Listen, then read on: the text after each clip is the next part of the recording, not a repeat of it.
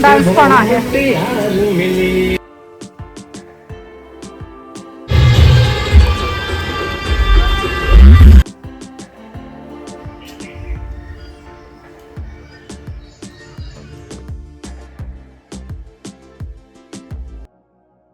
Hello friends, स्वागत आहे तुमचं पुन्हा एकदा बाईट्स विथ प्रणू चॅनलमध्ये. आणि आज आपण आलेलो आहोत माऊली ॲग्रो फार्म इथे.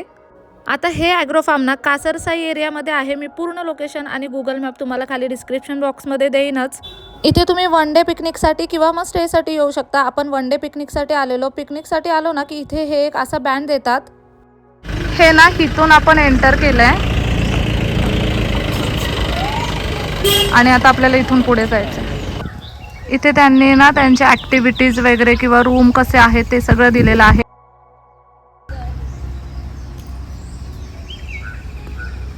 आणि मग आता आपल्याला इथून पुढे जायचंय. मस्त सकाळ सकाळ आम्ही इथे पोहोचलो. एवढी शांततेने इतकं भारी वाटतंय ना. आता आम्ही सगळ्यात पहिल्यांदा हे बँड लावलेत आणि तुम्ही तुमच्या अकॉर्डिंग तुम्हाला किती रुपयाचं पॅकेज हवं आहे ते घेऊ शकता. आणि आता आम्ही सगळ्यात पहिल्यांदा ब्रेकफास्टसाठी चाललो आहे, कारण की 10:30 वाजेपर्यंतच ब्रेकफास्ट होईल.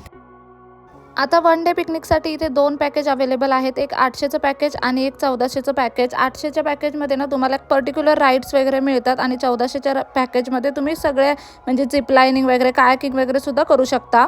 आता आम्ही इथे लहान मुलांना सोबत घेऊन आलेलो, त्यामुळे आम्ही 800 रुपयाचं पॅकेज घेतलं होतं. आणि ना एंट्री केल्यावरती बँड बांधल्यावरती आपल्याला प्रॉपर्टीपर्यंत जाण्यासाठी 10 मिनिटाचं वॉक करावं लागतं.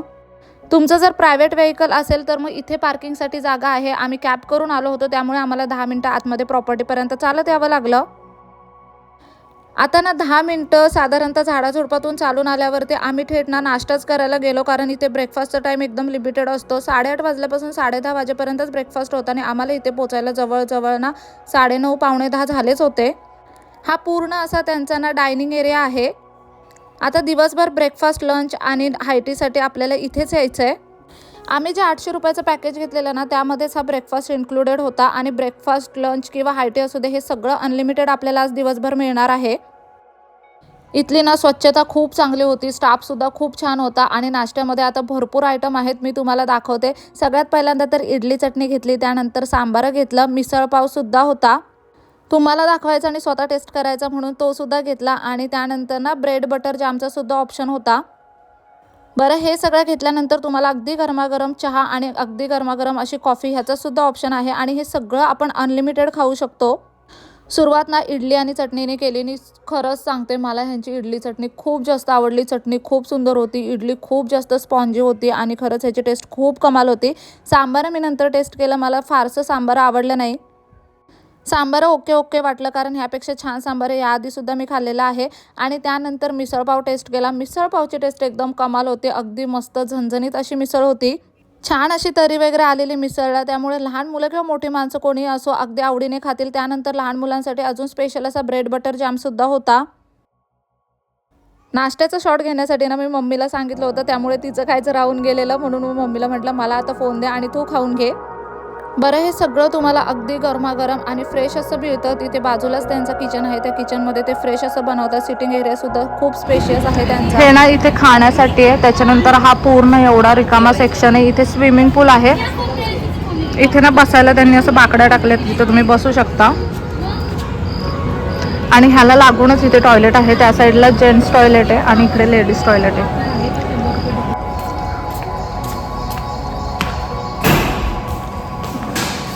एकदम क्लीन वॉशरूम आहे. इकडच्या साईडला ना शॉवर एरिया आहे. मिरर दिलाय, हा मोठा सिंक दिलाय.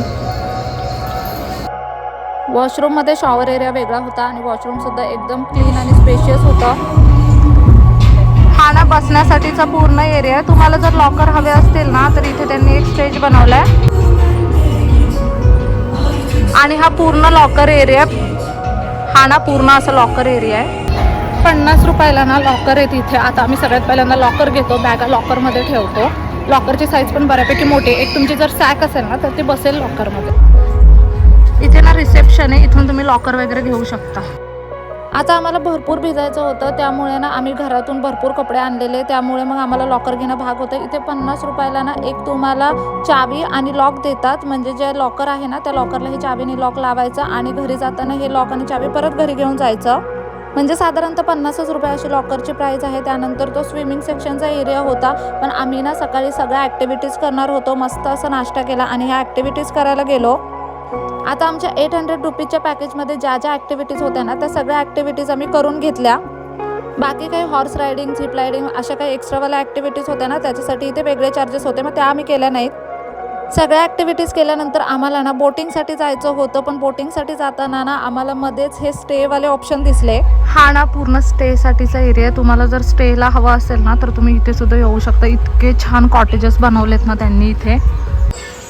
हा ना इथे असा एक ब्रिज दिलाय त्यांनी, पण इथे ना स्मेल चांगला नाही येते. तुम्ही ना इथून जाऊ शकता पुढे. असं सिटिंग स्पेस सुद्धा बनवलेत त्यांनी. स्टेसाठी जर तुम्हाला रूम हवा असेल ना तर 3,500 पासून त्यांची स्टार्टिंग प्राईस आहे. मग थोडी वेगवेगळी कॉस्ट आहे जशा प्रकारचे तुम्हाला रूम हवे असतील तसे. जे स्टेसाठी रूम आहेत ना त्याच्यासमोरच हे असे छान झोपाळे लावलेले. तिथं आम्ही खूप मजा केली, खूप टाईम स्पेंड केला.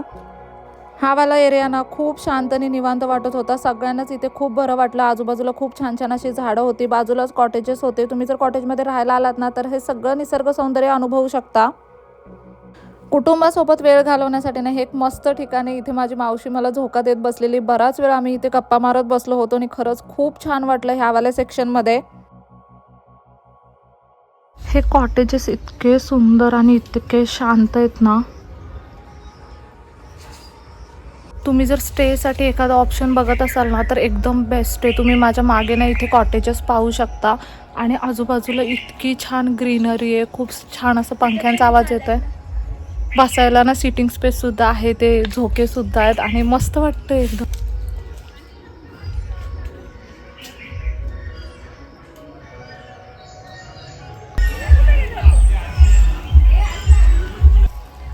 ही ना लाल केळी आहे. ही खायची नसते, फक्त शोपीससाठी असते, पण ही कसली भारी वाटते. हे ना बोटिंगसाठी आहे आणि हे आता बंद झालंय. त्या झोपाळ्यांवरती गप्पा मारत बसण्यात आम्ही इतकं बिझी झालो ना की बोटिंगला येईपर्यंत बोटिंगचा टायमिंगच संपला होता. दुपारी 1 वाजेपर्यंतच आपण इथे बोटिंग करू शकतो. त्यानंतर लंच टाईम आहे. इथे त्यांनी ना सगळी इन्फॉर्मेशन दिलेली आहे. तुम्ही व्हिडिओमध्ये बघू शकता. त्या साईडला ना स्विमिंग पूल आहे. ह्या साईडला ना पूर्ण स्टे वगैरे आहे. आणि इथे त्यांनी ना छोटासा कॅफेटेरिया बनवलाय. इथे तुम्ही खाऊ पिऊ शकता. इथे बोटिंग अलाउड आहे. बोटिंगसाठी वेगळे चार्जेस आहेत. आणि हा वाला सेक्शन ना असा काहीसा दिसतोय. खूप सुंदर आहे. स्टेसाठी जर प्लॅन करत असाल ना तर खूप सुंदर आहे. आम्ही ना ॲक्च्युली आज 1 डेचं पॅकेज घेतलं आहे. स्टेसाठी आलेलो नाही आहे. पण तुम्ही जर स्टेसाठी आलात ना तर सिरियसली खूप बेस्ट आहे. तुमच्या फॅमिलीला घेऊन तुम्ही येऊ शकता. इतकं सुंदर आहे ना आजूबाजूला वातावरण वगैरे. आणि ना स्टेसाठी जे रूम्स वगैरे आहेत ना ते सुद्धा खूप जास्त छान आहेत. खाण्यापिण्याची सोय अतिशय उत्तम आहे. आणि ना आजूबाजूचा परिसर खूप जास्त सुंदर आहे मेन म्हणजे. आता हे सगळं फिरेपर्यंत छान असे फोटोज वगैरे काढेपर्यंत आमचा लंचचा टायमिंग झाला होता. आणि लंचमध्ये भरपूर मोठा असा मेन्यू होता. पिठलं, ज्वारीची भाकरी, गरमागरम अशा पोळ्या, डाळ, राईस, 2 प्रकारच्या भाज्या, त्यामध्ये एक पनीरची भाजीसुद्धा होती. स्टार्टर होतं. स्टार्टरमध्ये ढोकळा होता आणि स्वीटमध्ये आमरस होता. सीझनप्रमाणे यांच्या स्वीट डिश बदलत असतात. सध्या आमरस होता. आणि एवढं खाल्लेलं जेवण पचवण्यासाठी नंतर त्यांनी ना ताकसुद्धा ठेवलं होतं. अगदी थंडगार असं ताक तुम्ही अनलिमिटेड पिऊ शकता. इथला जो काही पदार्थ आहे म्हणजे स्टार्टर असू दे, मेन कोर्स असू दे किंवा मग डेझर्ट असू दे, सगळं तुम्ही अनलिमिटेड खाऊ शकता.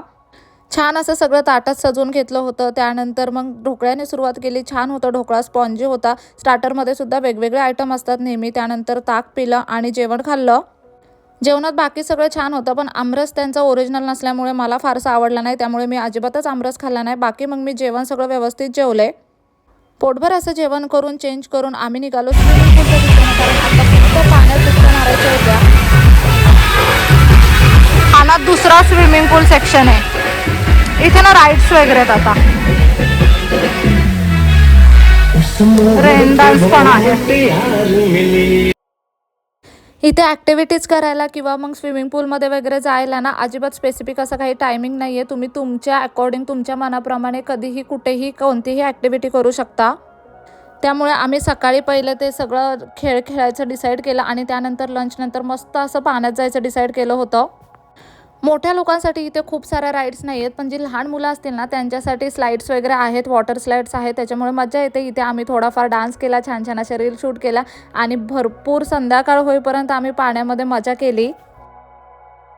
आपल्या कुटुंबासोबत वेळ घालवायचा असेल ना किंवा घरातल्या लहानांना फिरायला आणायचं असेल तर हे ठिकाण एकदम बेस्ट आहे. त्यानंतर आम्ही इथे छान छान असं रेन डान्ससुद्धा केला. पाण्यामध्ये ना आम्ही एकदम फुल ऑन धमाल केली आहे. आता मी फोन ठेवायला चालले, आता फोन ठेवून येते आणि मग थोडंसं एन्जॉय करते आणि मग जाताना डायरेक्ट तुम्हाला भेटते, कारण की आता फोनची चार्जिंग पण संपत आले, बॅटरी पूर्ण डाऊन झाली. राईड खेळून आल्यावर रेन डान्स केल्यानंतर इथे स्विमिंग पूलवाल्या सेक्शनला आलो आणि थोडा वेळ इथे सुद्धा खेळलो.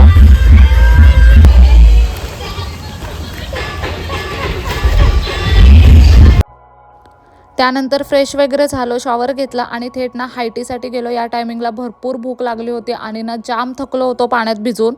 स्नॅक्समधले सगळे आयटमसुद्धा अनलिमिटेड होते, ज्यामध्ये ना ब्रेड बटर जाम होता. हे गरमागरम असे भजी होते आणि पाण्यातून भिजून आल्यावर ना हे गरमागरम भजी खायला खरंच खूप जास्त मजा आली.